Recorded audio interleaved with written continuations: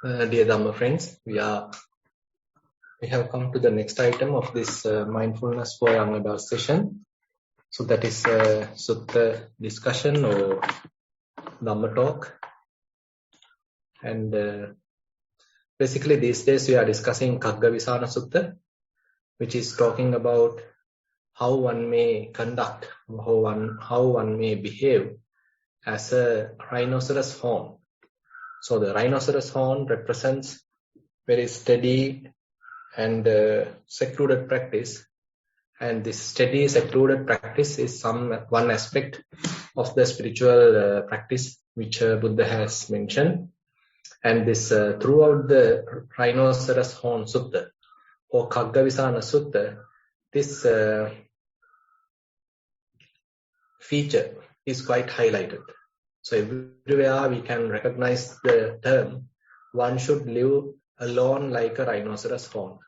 So this is the repeated theme, repeated sentence that we can recognize throughout the discourse. One should live alone like a rhinoceros horn. But by the way, we don't need to over-exaggerate it or exaggerate it, thinking that this is the only way one can do. There are seclusion while being with others. So different types of seclusion Buddha has mentioned. One aspect is the bodily seclusion, kaya viveka. The other aspect is the freedom from hindrances, chitta viveka. And then the freedom of all the defilements. So that is the upadi viveka. So different levels of viveka, different levels of seclusion, therefore we can recognize. At the beginning, as a practitioner, it is always helpful to have some sort of a secluded place if one can have a private place for one's practice. So that actually helps to calm down the mind. But later, when mindfulness increases and when the concentration increases, especially say with the walking meditation, then actually you can even practice while at home, while on the way, while at your office. So as your mindfulness and concentration improves, so it will bring wisdom into the picture. So with that, actually, we are constantly on guard with the mind. Constantly you are observing the mind, how mind behaves, how mind reacts, and what are the different defilements arising in the mind. So likewise, different opportunities arise as you are in different states or as you are in different associations with others. So therefore, it's a kind of a different situation. At the beginning, you need to have some seclusion to develop necessary qualities, like you are in a training camp. But the real war is at the battlefield.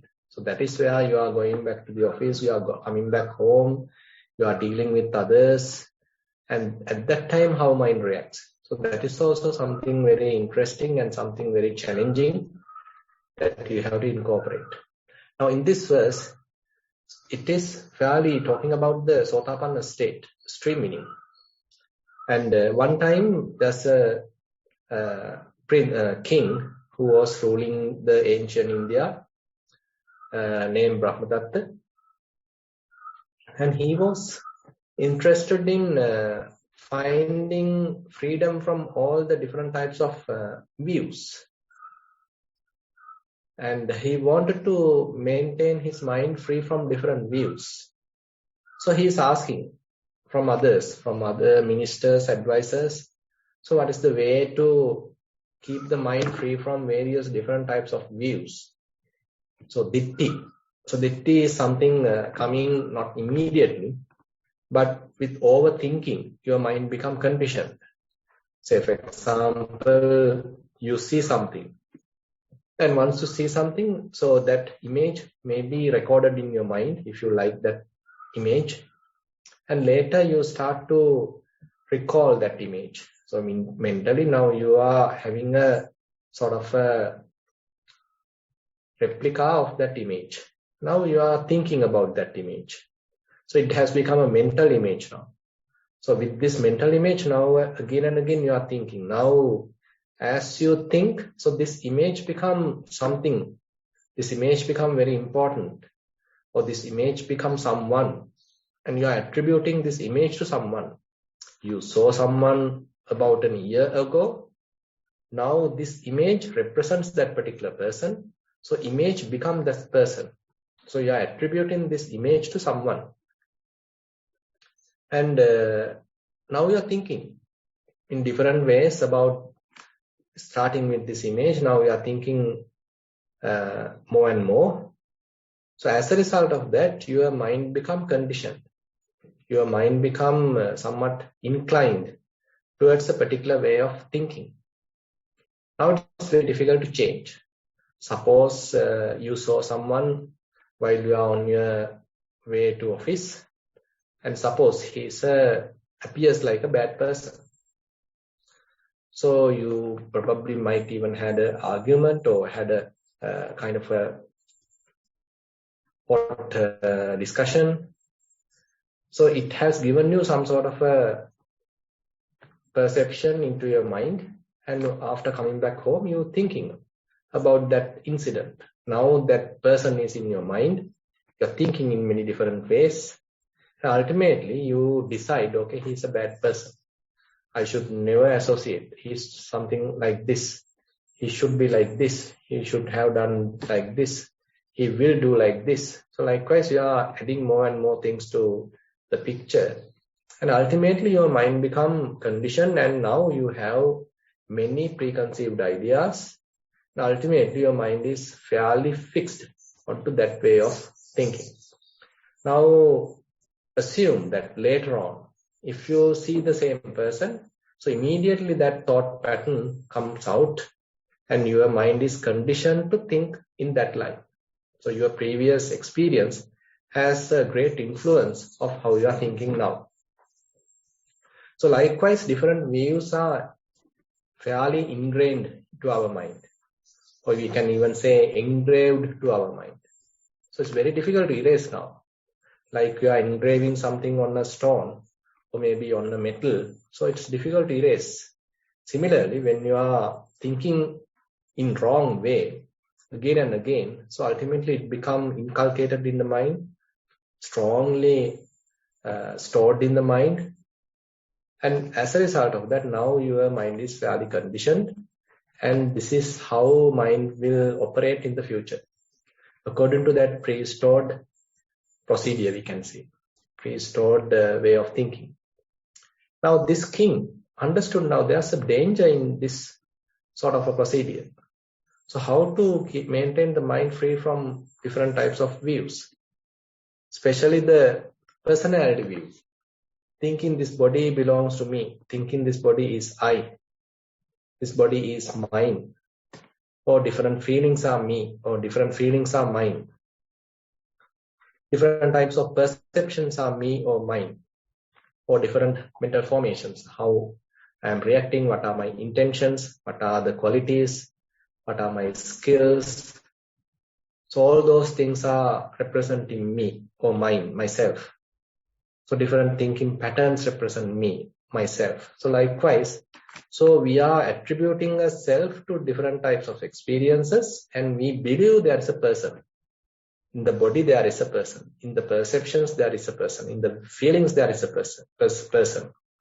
In different types of formations, there is a person. So likewise, now we are attributing a person, an individual, a self, onto different experiences. So this is what typically we call as sakkaya-ditthi, the personality view. Now, in this verse, so this king recognized, so there's a danger here. There's a preconditioning here. So he couldn't get a satisfactory answer from the others for his question, how to eliminate this view. So what he did was he became a monk. He left the palace, he left the kingdom, and he became a monk. He became a monk. Now he started practicing, and he was able to become a Pacceka Buddha. And now he met so many other Pacceka Buddhas, and there he explained how he was fairly behaving sometime as a stream winner, it seems. I don't know whether Pacceka Buddhahood either happen immediately, like in the Samma Sambuddha stage. Say, for example, in the Samma Sambuddha, it is not that Samma Sambuddha may first become a Sotapanna, and then after some time he become a Sakadagami, after some time he become an Anagami, then after some time he become the Arahant Samma Sambuddha. But rather it is mentioned in certain books that those stages happen very quickly and he become fully enlightened. But the others, say for example, Venerable Sariputta, so he became a Sotapanna just after hearing 2 sentences, so 1 sentence from Venerable Assaji. Then he became an Arahant after hearing Dhamma discourse from the Buddha. So till that time he was a Sotapanna.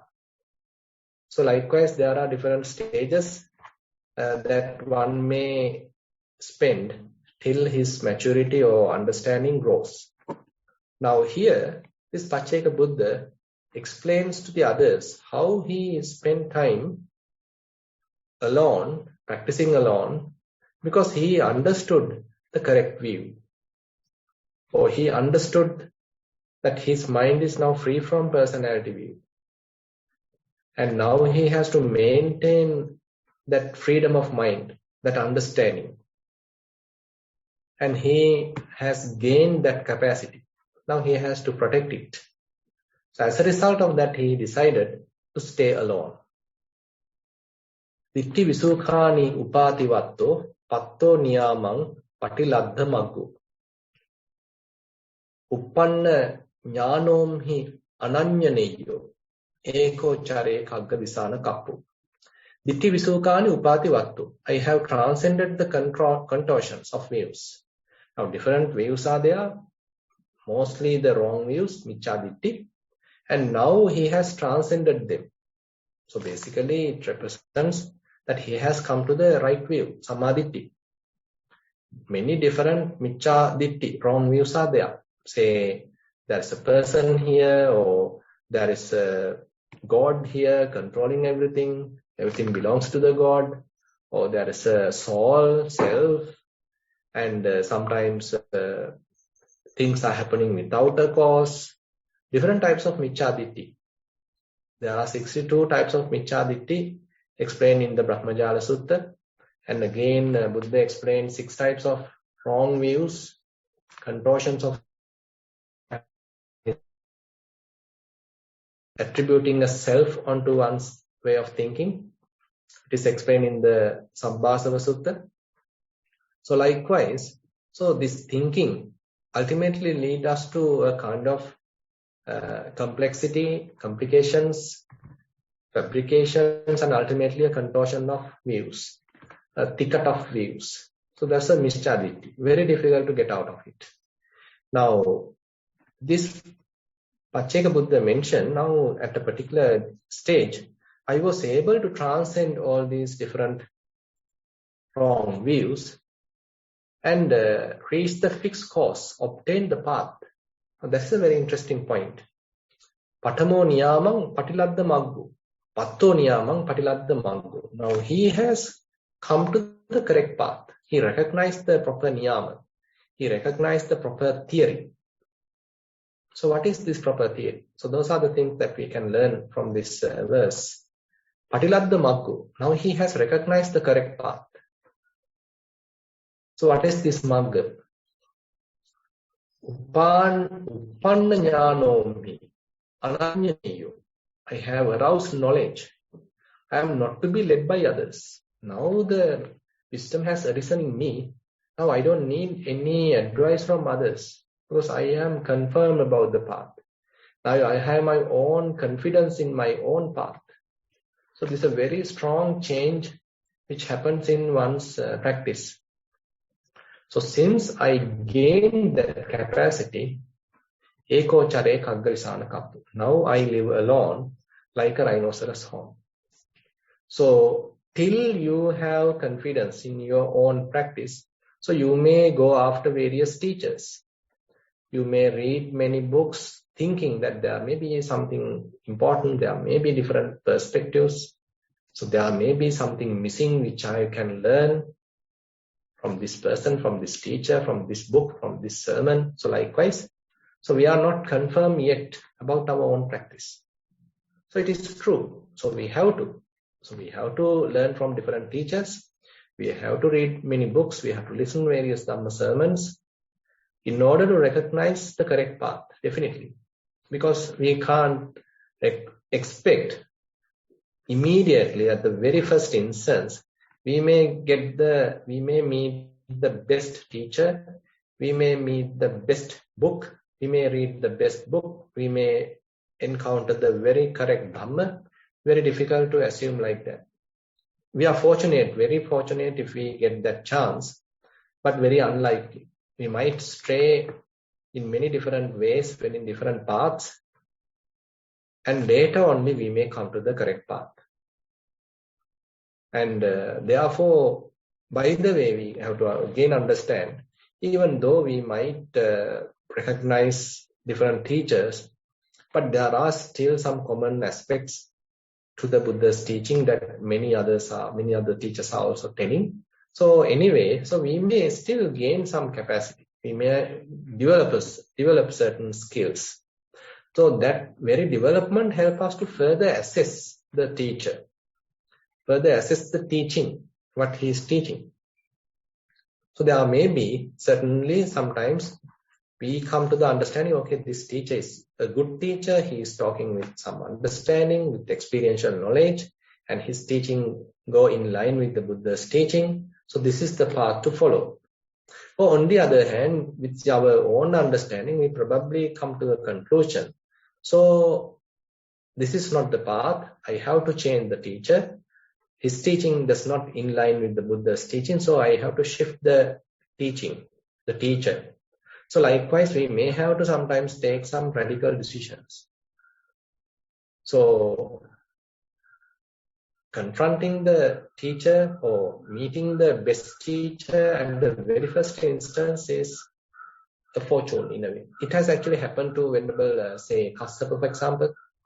So Venerable Maha Kassapa, so before he become the Venerable, so he is Pippali and he renunciated house.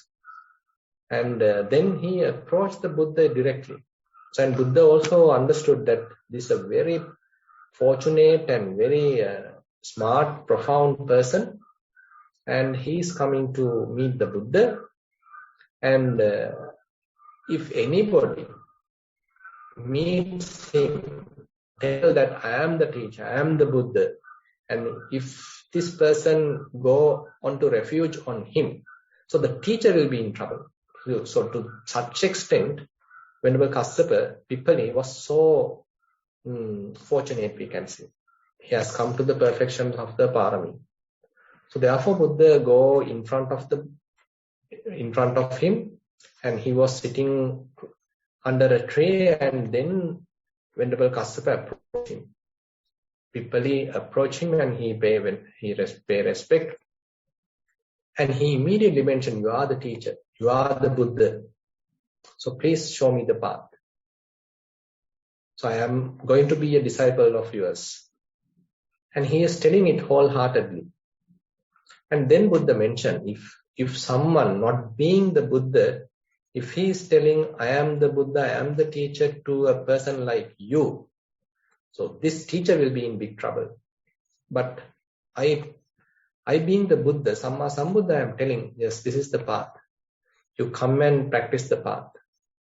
So likewise, there are very interesting stories into the Buddha's life, how he, as a Buddha, he shows his real capabilities. And there are some other occasions, through his Dhamma, he allowed the person, the listener, the disciple to understand, okay, this is the teacher. This is the real truth. This is the real teaching. So the Buddha doesn't sort of explain himself as the teacher or explain himself that I am the Buddha. Rather, he simply preaches the Dhamma. So the listener now, through understanding and practicing the Dhamma, he realized, so this person can't be a normal teacher. This is the Samma Sambuddha. So likewise, there are many different approaches we can see. Anyway, so in this verse, this particular Pacceka Buddha highlights that once he becomes a stream winner, Sotapanna, now he is confident. It is not necessary to have someone else's instructions because now he is confident and he knows the path and he knows the theory. And I found a very interesting sutta that goes in line with this verse, which comes in the Samyutta Nikaya Nidana Samyutta, which is called Panchavera Bhaya Sutta. There Buddha mentioned what are the certain qualities and certain, say, skills a Sotapanna is having, stream winner is having.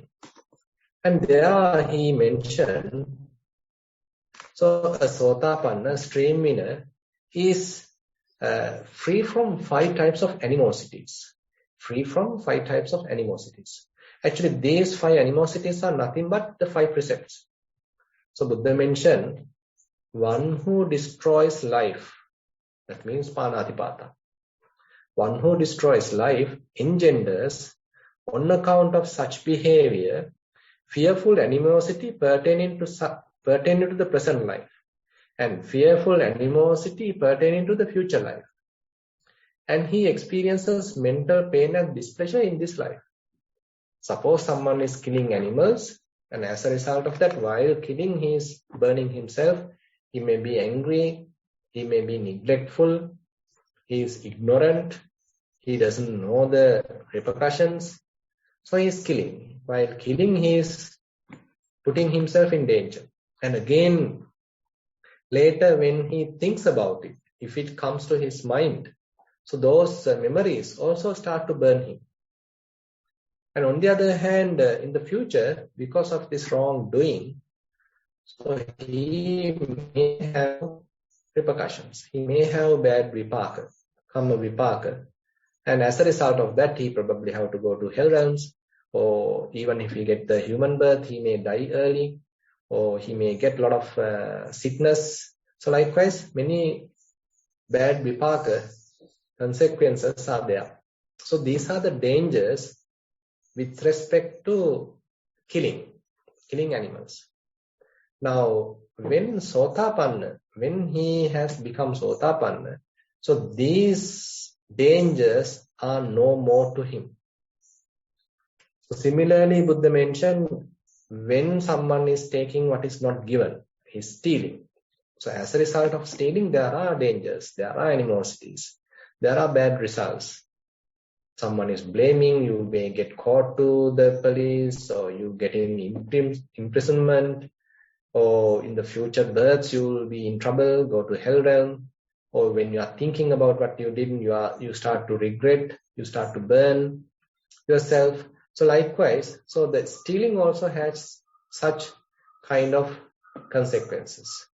Similarly, sexual misconduct. So there are also various types of consequences are there.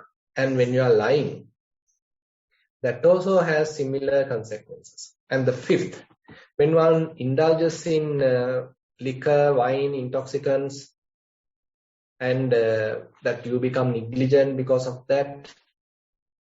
So basically you are losing complete control and you become completely unmindful. So as a result of that, you become really vulnerable to the dangers. And in the future life also you become mad, foolish, and you are maybe even at a later stage of your life, you may be regretting how you have behaved. So likewise, these dangers are there. So with respect to these 5 precepts, there are many dangers. So if you are not protecting them. But stream winner, so he is free from these dangers. So that is the first aspect. Buddha mentioned that one is enjoying when he becomes a stream winner. So he may not intentionally kill an animal, which is a gross impact or gross offense, which may take him to the hell realm. There may be mistakenly he may kill animals, but purposely planned, intentional killing may not happen. Similarly, planned intentional stealing may not happen. Planned intentional sexual misconduct may not happen. Intentional lying may not happen. And intentionally taking intoxicants may not happen. So he is free from these dangers. So that is one aspect of the Sotapanna Buddha mentioned. And then there are 4 factors, one can say certain good qualities a stream winner has, he possesses. 4 factors of stream entry that he possesses. The noble disciple possesses confirmed confidence in the Buddha. So he knows, okay, this is the teacher. Buddha is the teacher. So he has proclaimed Dhamma. And there are a group of people who are following it sincerely. Because he himself is following it. He himself is an example. He himself he is in the same group of the Sangha. And he knows who else are also trying to go in the same line. Because he feel in the sense, he understand, okay, this person is also talking the same line. He's also trying to further correct himself. And he is revealing his mistakes. And he's further trying to enhance his mindfulness, concentration, wisdom. So likewise, he easily can compare himself with others because he too in the same category. And he is confident of his sila. That is the 4th aspect. He possesses the virtues dear to the noble ones. And that virtues, that sila, unbroken, untorn, unblemished, unmottled, freeing, praised by the wise, ungrasped, leading to concentration. Now, typically, sometimes we observe precepts, sila, to show off, to show that I am also a good person, I am also protecting sila. But here, such kind of personality view is not coming to the effect because he is a Sotapanna. So he is honestly practicing sila, observe precepts and maintaining virtues because he understood the advantage.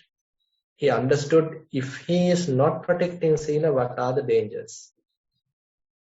Now he is practicing sila wisely, not just believing, but rather with comprehension, with kind of conviction. Now, so his sila is unbroken. There are maybe, according again certainly in the Ratana Sutta, Buddha mentioned, if a noble person made a mistake, he doesn't hide it. He immediately go to a companion, he immediately go to a fellow monk, and he confessed. By mistake, I say due to some sort of unmindfulness, I made this mistake. Please accept my fault. So likewise, he confessed rather than hiding it. So likewise, his sila is more pure, and so that is another aspect Buddha mentioned. That these are the 4 aspects Buddha mentioned that a Sotapanna is having. And what most importantly, what is the theory that he knows? What is the most profound teaching that he has understood? Noble method, but he has understood. So that is nothing but the Paticcasamuppada. The theory of Paticcasamuppada, Idappaccheta. So he has understood when this exists, that also exists. When the arising of this, that also arises. And when this does not exist, that also does not exist. And with the passing away of this, that also passes away. For example, with the existence of ignorance, the formations will exist. With the arising of ignorance, the formation, sanskara, also will be arising. If there are no ignorance, there is no ignorance, there is no possibility of formations to arise. And with the cessation of ignorance, the formations also going to cease. If we apply the same principle to something somewhere else, say you are applying it to Vedana Paccaya Tanha. So when feelings are there, the craving also can arise, can exist. With the arising of feeling, the craving can arise. Craving may arise. But if there are no such feelings, then can't be any craving. And with the cessation of feeling, the craving also ceases. So likewise, this principle. So this principle is what you call as noble principle, or Ariyo Nyayo, Ariya Nyaya, noble principle. Ariyo Nyayo Panyaya Suditto Hoti. That is how Buddha explained. So the Sotapanna has penetrated this noble principle through his wisdom. So this is the third aspect that Buddha mentioned in this Pancha Vera Bhaya Sutta, 5 fearful animosities. So in this particular sutta available in the Samyutta Nikaya, so these are the 3 main aspects. He is free from fearful animosities. He is equipped with these 4 types of qualities.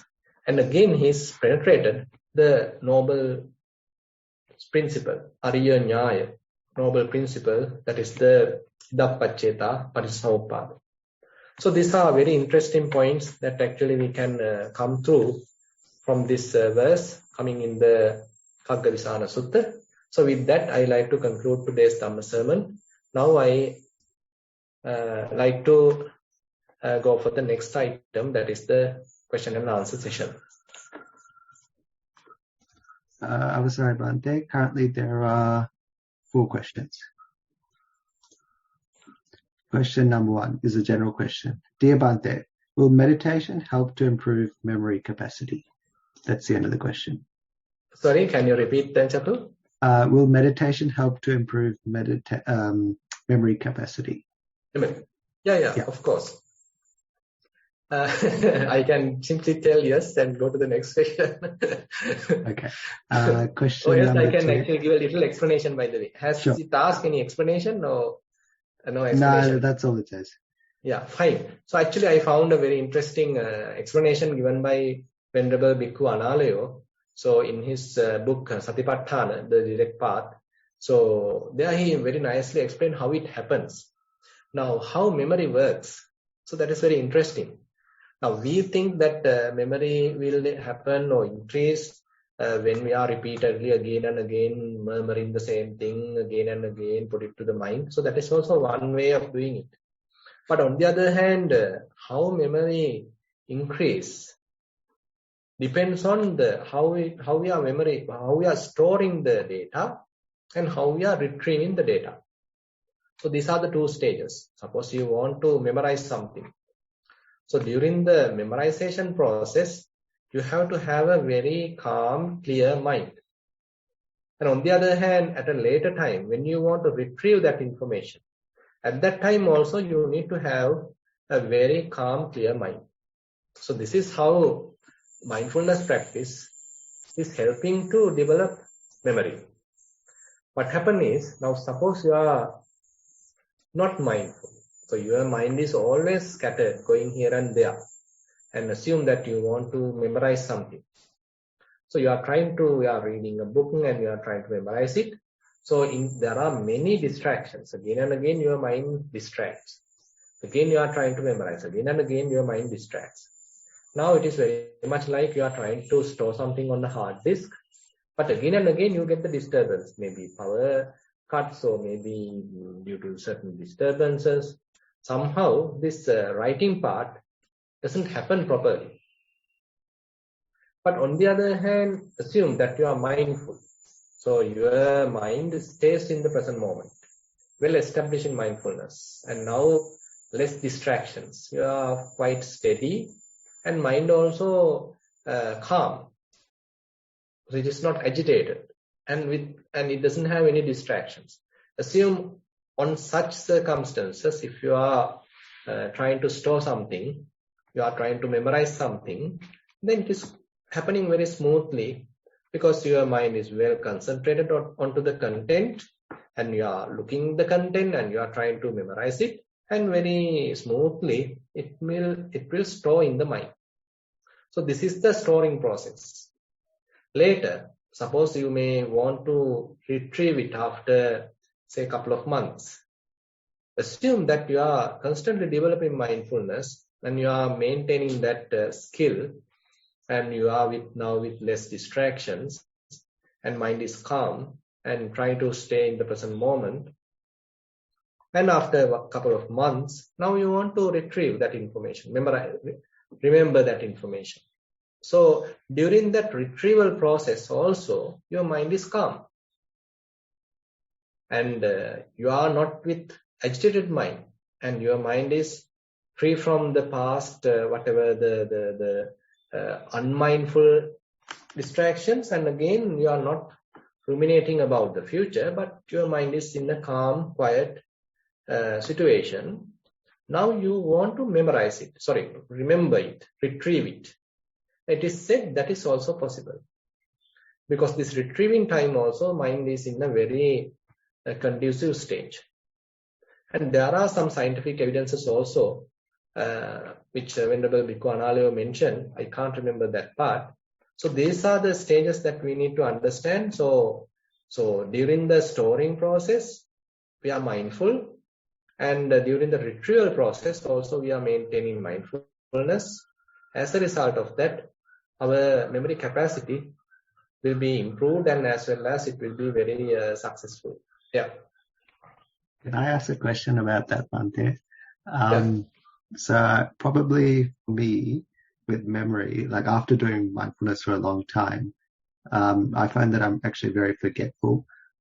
Just to give an example, like this became a real problem. So I have to agree with you, with myself.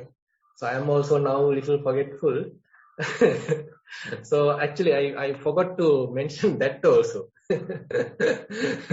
Actually, when I want to answer the question, so first of all I have to tell the positive side, but now I like to add the negative part as well. So like Chatu highlighted. So actually when we are especially practicing Vipassana, not merely mindfulness. So now you are getting more understanding and not only mindfulness, now in the concentration and wisdom is developing. And suppose if you consider your mind, are we storing only the necessary, valuable, beneficial things, or are we keeping many unnecessary, invaluable, unbeneficial things? Now, typically, suppose you are going through some sort of an association with the person.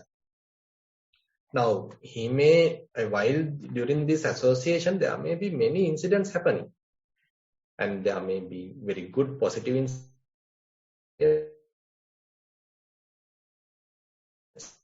But typically, when something wrong happens, we immediately keep it in our mind, and we may try to get revenge, and we are keeping that as a sort of a bad remark about that person. So likewise, our memory also sometimes not happening in a beneficial manner. So it always sort of remembers what he did wrong.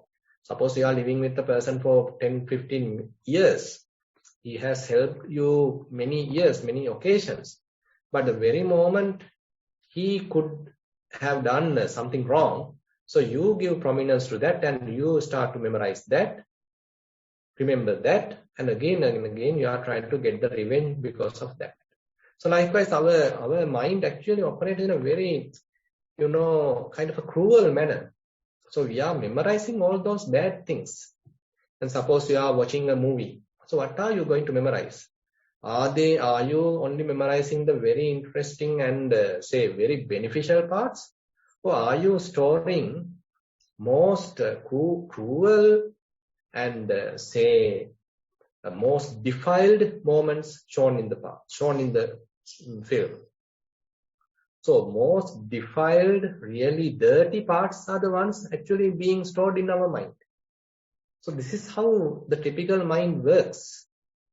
So our defilements are being aggravated, and those defiled moments are being specially stored in the mind. So that is how even the childhood memories, childhood say what you call them as, I don't know, abusing and all those things, still remember even when you become an adult.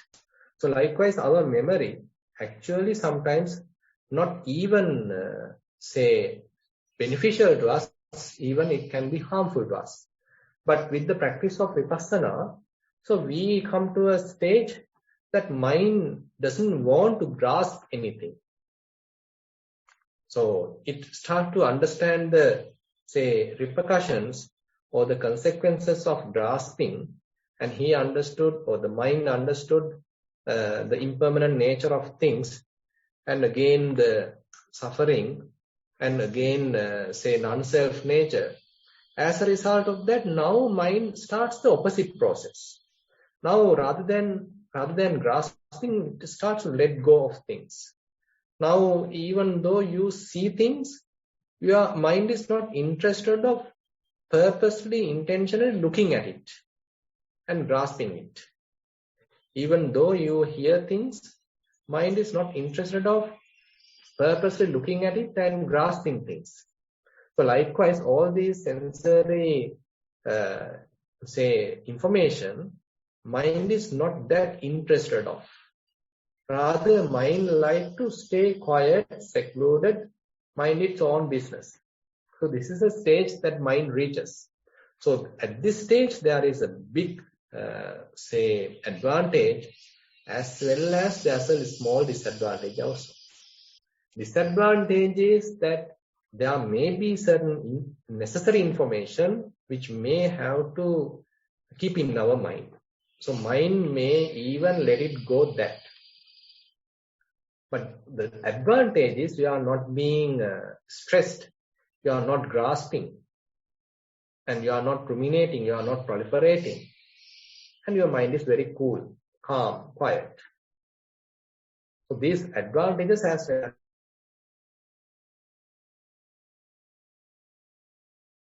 to come to that stage, you probably experience some sort of forgetfulness. So that probably may reduce once you come to a kind of a balance in your practice. But still, I feel that, there is a significant part the mind is not interested of keeping, memorizing. Would you like to agree, Chatu? Yes, definitely.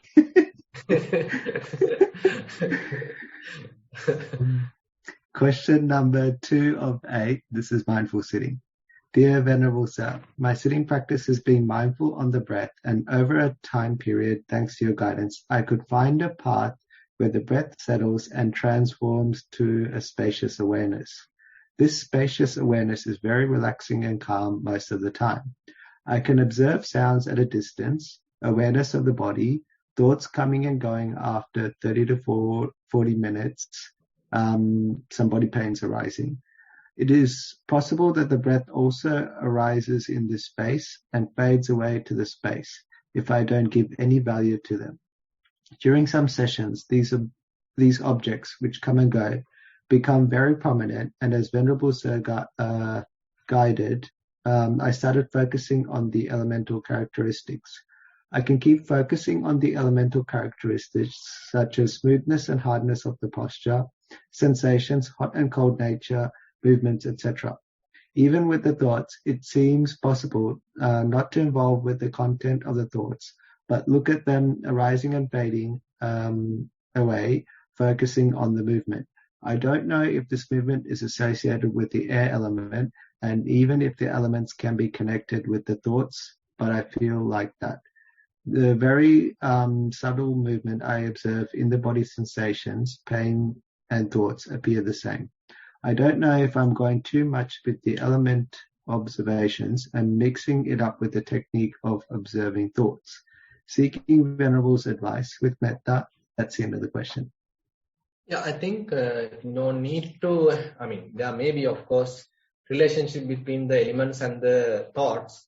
So sometimes it is mentioned, no, the opposite is also there. The chitta garupa, where because of the mind, there are certain parts of elements going to arise. So there may be other side also available because of the bodily conditions. There are thoughts arising. So there may be such relationships. But to which we are mostly paying attention is how thoughts are arising.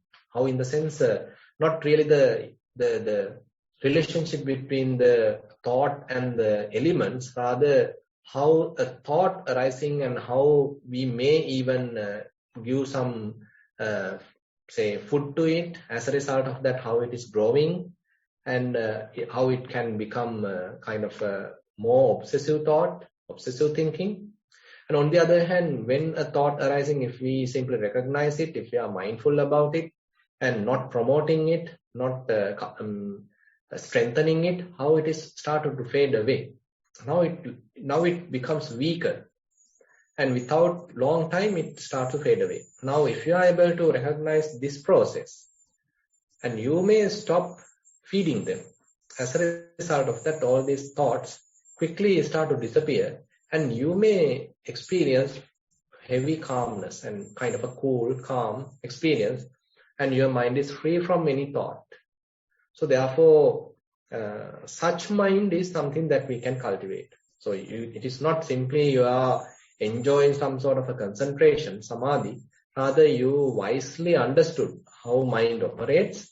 As a result of that, you understood they are quite impermanent. You were the one feeding them, and you now stop feeding them, and they simply therefore started to cease, and now you come to a kind of a resting period, kind of a calmness and freedom from any thinking. And at that time, if you are not grasping any feeling or element, or if you are not grasping any other thing, then you reach the emptiness. So that is important. So therefore, try to align your practice according to that. Question number 3 of 8, mindful sitting. Dear Bhante, many times Bhante highlights that during the practice, if we come across something extremely desirable or something undesirable, such as pain, observe it as not me, not mine, and not my soul, as a third-party view. It is possible to logically understand this anatta view, but I am struggling to practically do this. When we come across such an experience, let's say during sitting practice, do we verbalize this understanding so the mind deviates to this view that this is me, not mine, not my soul? Or without any words, should I endure the feeling and try to step out of that experience, noting the attachment with the view of me and mine? I am trying to do this during sitting, which is calm, tranquil, and a simple environment. I doubt during day-to-day experience that this will be more difficult due to chaotic situation of the mind.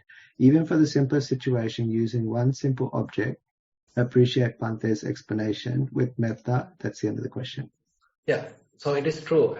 At the beginning, actually, we may do it mechanically. So as you mentioned, say you are sort of reminding the mind. So at that moment, you actually not really experiencing the non-self, but mind is trying to grasp, but you are reminding, okay, it is not self, it is not yours.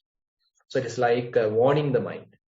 But there may be instances with your practice, you are really experiencing it. You really understand they are behaving according to their own agenda, and they don't listen to your, say, command, and they are depending on certain different other causes and conditions. So you at that time understand the real non-self nature. But as you said, at this level, you are very much like reminding yourself, warning yourself not to grasp. So both are needed, both are necessary. Question number 4 of 8. This is mindful walking. Dear Bhante, I would like to ask about how to manage the situation when the mind drifts away when I'm walking. For example, the sensations on the sole of the foot. Even with a lot of effort and after many attempts, I could not be aware of the exact moment the mind drifts away or the way the mind drifts to something else. I only get to know that I'm with thoughts or listening to something after it happens, sometimes within seconds or maybe after several minutes. I don't know how to catch or to get to know this drifting away, how this drifting away process works. Is this something I should work on to improve? The technique I use to bring the mind back is to check that if I am aware of the sensations of the sole of the foot. If I do it with a lot of vigilance and effort, I observe the mind snaps back immediately and stays with the walking process.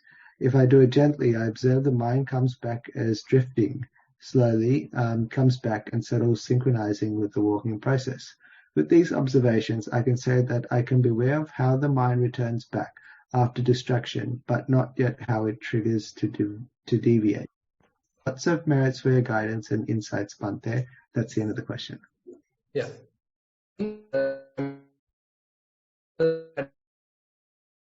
General advice is we should not push the mind back to the object. Rather, we better allow it to smoothly come back. So it is true that you are recognizing mind has distracted. At the very moment the mindfulness regained, so you are smoothly putting it back to the necessary object. Because the mindfulness, it is not necessary to be in the same object. So you can be with different objects at the same time, can maintain the unbroken mindfulness. Object doesn't matter much. But in the practice, it is not merely the mindfulness, but also we are trying to improve concentration. So we are selecting some sort of a phenomena which is happening at the same place, like breath. And we are trying to be mindful about that. So as a result of that, so not only mindfulness, the concentration also builds up. So that is where we need to again and again come to the breath. So the mindfulness improves as a result, and again the concentration also improves. So if you are aware, if the mind has distracted, so don't worry about it. Don't blame yourself. Rather smoothly bring it back. Yeah. Question number 5 of 8. This is a general question. Dear Bhante, multitasking is very popular among people, and most people do their work using this method. Can you please explain how this will affect the human mind or brain? Thero and Saranai, that's the end of the question. Yeah, actually, I like to show a little video then about that. Actually, someone else has had that question, and I was able to gather some information about it. And there are recent findings available that it shows scientifically that it is harmful. So it is not really useful, rather it is harmful. So let me see. So multitasking. So there are, actually it is mentioned, sorry. Turns out that.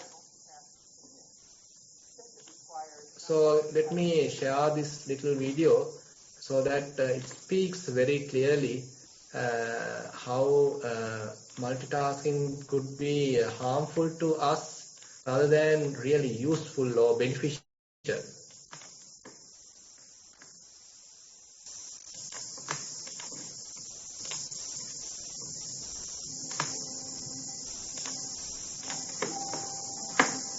out that multitasking is a myth. We think that we're doing a whole bunch of things at once, but we're not actually, because the brain doesn't work that way. And a number of studies now have shown, from Earl Miller's lab at MIT and others, that what we're really doing is we're paying attention to one thing for a little bit of time, and then another, and then another, and then we come back around to the first.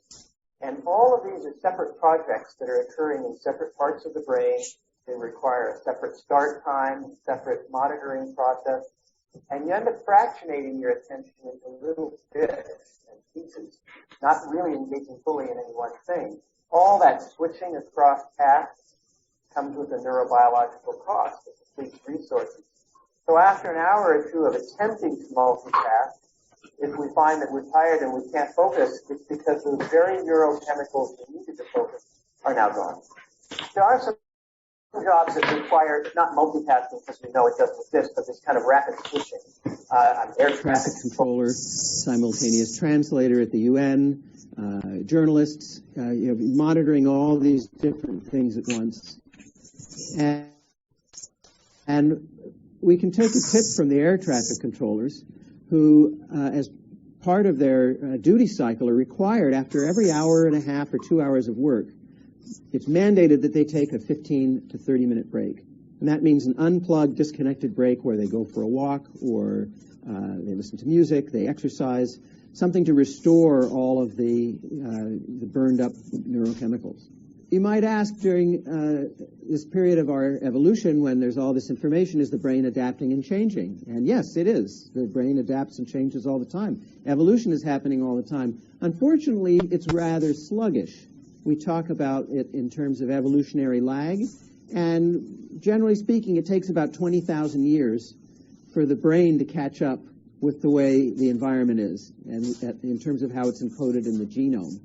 So 20,000 years from now, our brains may have evolved to deal with it. In the meantime, we have to employ strategies, just a little bit more self-discipline than we currently use, to filter out unwanted or unnecessary input.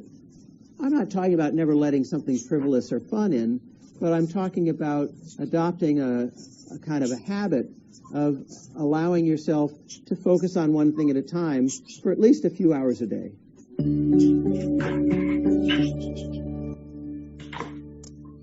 So I think that video has given you the answer. I agree, Bante. Yeah.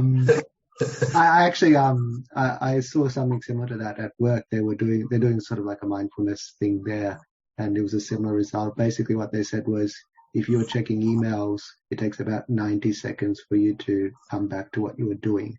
So you actually waste time constantly checking emails.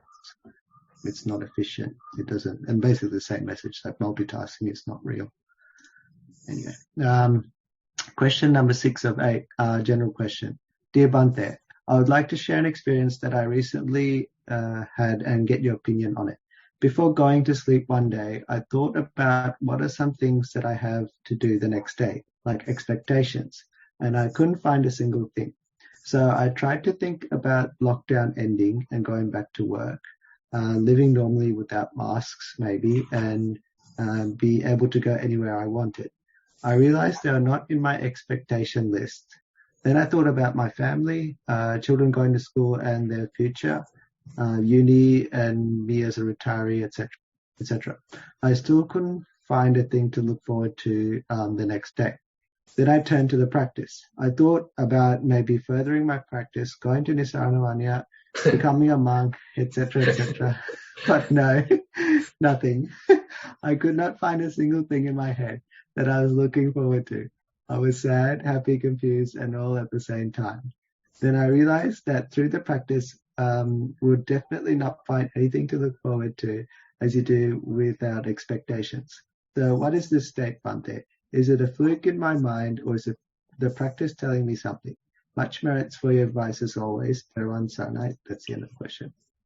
Yeah, I think we don't need to encourage it, that kind of expectations too much, because these expectations does not really bring us to the kind of success. So rather, doing our daily practice is the key.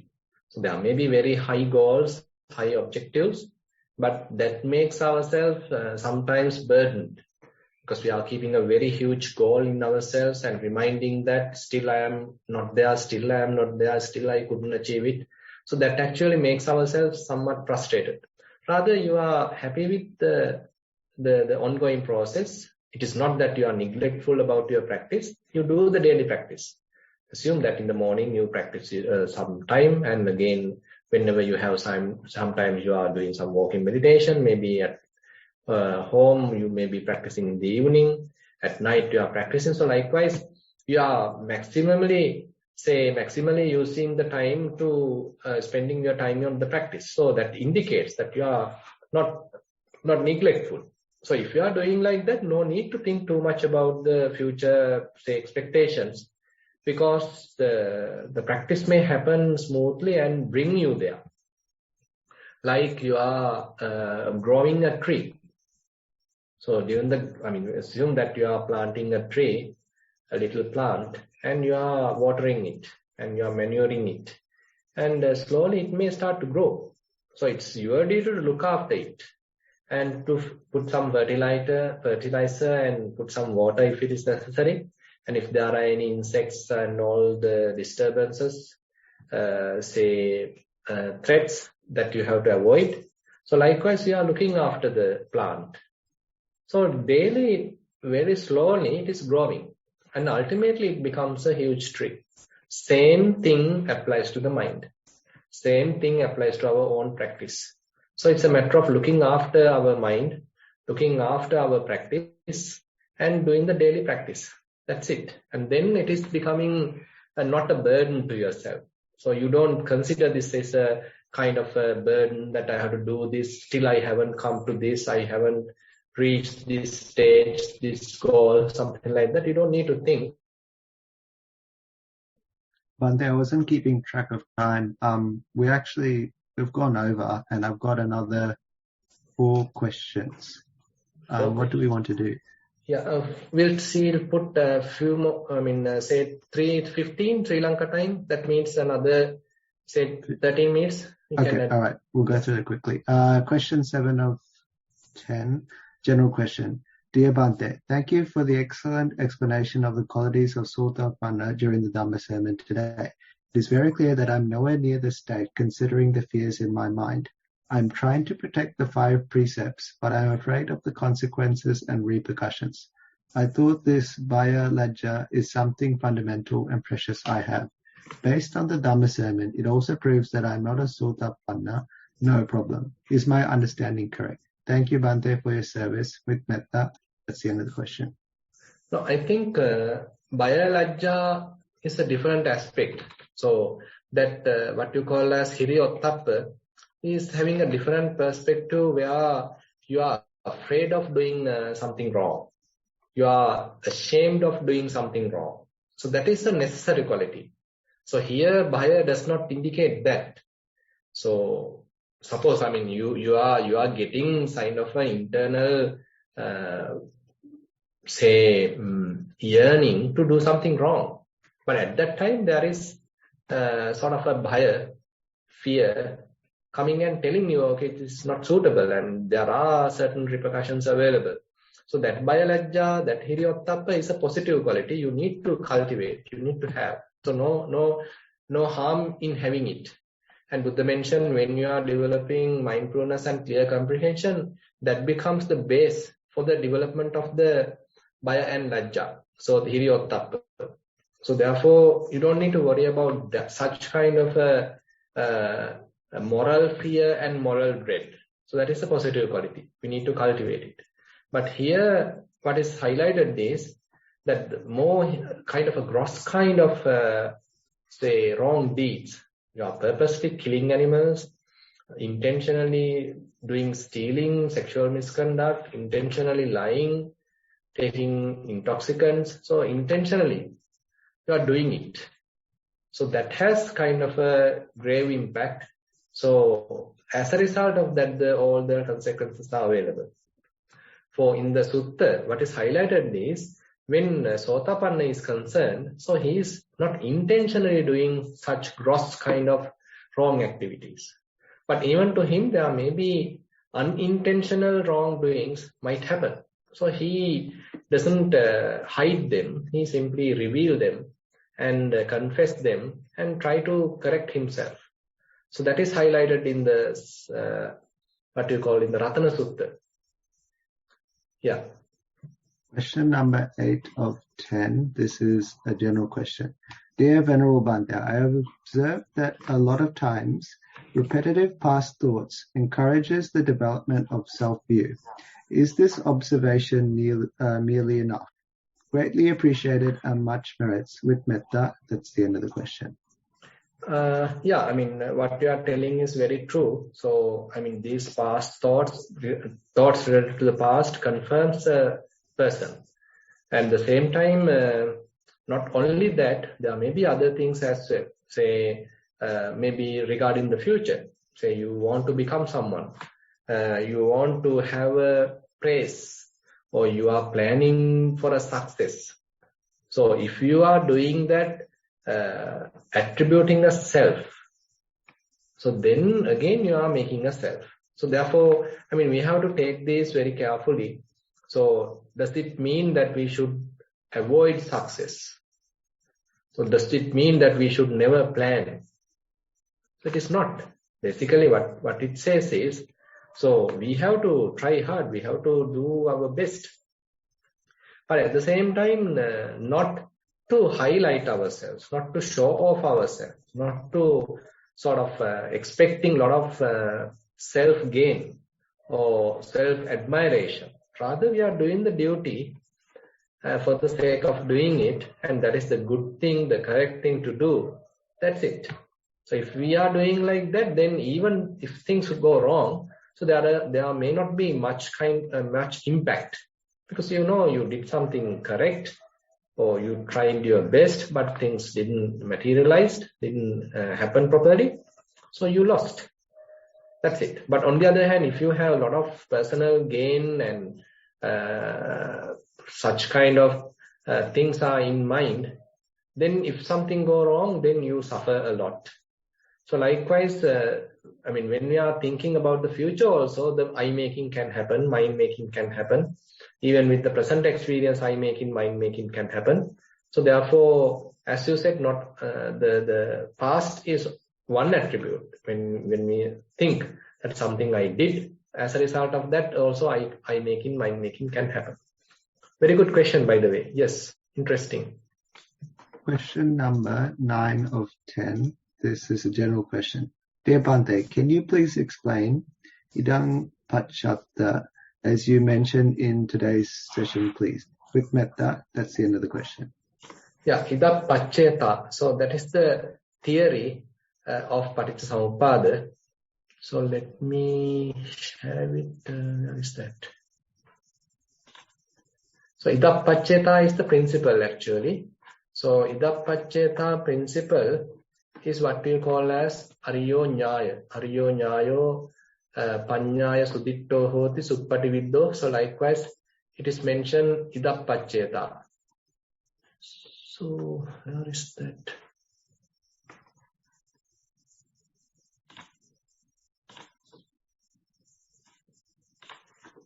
So this is the point. Hope you can see the screen, Chatu.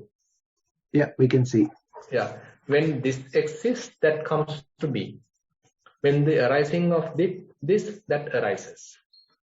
When this does not exist, that does not come to be. With the cessation of this, that ceases. So this is the principle that we are highlighting. So it has the interrelationship. In the sense that there is something conditions another thing. Something conditions another thing. So because of this, that comes to be. When this arises, that also arising. And when this does not exist, that doesn't come to be. And with the cessation of this, that also ceases. Say for example, now if you consider passa paccaya vedana, because of contact, the vedana feeling arise. So if there is no contact, then the feeling cannot arise. Simple as that. So with the arising of contact, the feeling arises, and if the contact ceases, that arisen feeling also start to cease. So likewise, this principle is applicable to any sort of that what you call kind of a duet, that relationship, either avijja paccaya sankhara, so you can apply this principle. Say sankhara paccaya vijnanam, so you can apply this principle. Vijnana paccaya namarupam, you can apply this principle. So actually the principle is the most important thing. Thus this theory is the most important thing, this principle is the important thing. So that avijja pacca sankhara, sankhara pacca vijnanam, vijnana pacca namarupam. So those are actually the examples which satisfy this theory. Yeah. Question number, this is the last one, 10. It's a continuation from the first question about memory. Regarding the memory question, the forgetful instance, is it because some of the things you do not pay much attention to are unnecessary things? Examples, gossip about people or news you don't remember. You don't remember them anymore because you do not give much value to them with your practice. That's the end of the question. Yeah, there is one aspect. So you find out those are not necessary and those are useless. It's an unnecessary burden to the mind. And on the other hand, more and more, you like to keep your mind open. You like to keep your mind spacious because you understand keeping too many things in the mind is a burden.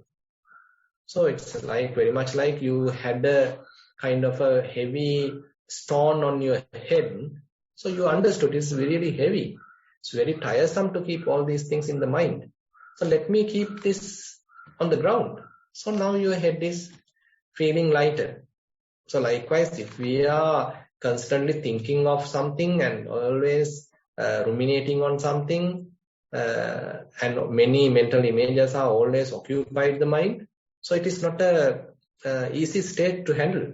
So you become very confused and the mind is very complicated and always thinking is going on, rumination going on, your inner chatter is going on. Very difficult actually. Actually the practice, Vipassana practice especially help us to find out the kind of a gap between thoughts, and that gap slowly enhance, prolong, and ultimately you find a kind of a, cessation of thoughts. There are no thoughts at all. So kind of inner silence is there. So it is not necessary to go to the very deep Vipassana, but even say you are doing Sakman Bhavana, walking meditation. There are also, so there may be occasions that you are experiencing this kind of a very calm state of mind. So the walking happens, you are quite mindful about it, but no thoughts available in the mind. So likewise, this state is further growing as you come to the Vipassana stage. So at that time, you start to appreciate this spaciousness of the mind, non-grasping state of the mind. So it is so cool, so calm, quiet, spacious, and your mind is very clear. So that kind of positive aspects are there. So even though the mind is empty, so it's a very rich emptiness. So therefore, your mind may get inclined towards that emptiness. So therefore, you are not inclined towards keeping things too much in the mind. So that is also another attribute may be contributing towards not keeping too many things in the mind and therefore forgetting unnecessary things and keeping a mind very lighter. So probably you can maintain a diary. It's fun. That ends the questions today. And nowadays many instruments are there. Actually, I am using Google Calendar and I have a diary also. It's funny you mentioned that, Bhante, because I do exactly the same. I use notes on my phone. I have a calendar and I have notes at work. Otherwise, I just can't remember. So this is why nowadays people are, inventing all these devices so that we can keep our mind very cool and empty. Probably. Yes. That ends the questions, and we've gone over time, so I'll wrap this up very quickly. I'd really like to thank Bhante for going over time and helping answer all these questions out, and also like to pass on our merits and dedications, and also to the people seen and unseen working behind the scenes and participating, and lastly to the participants, because without you there would be no program. So with that, I'd like to end. Thero and Sarah. Yeah, Thero and Sanai, Sukhi Hotu.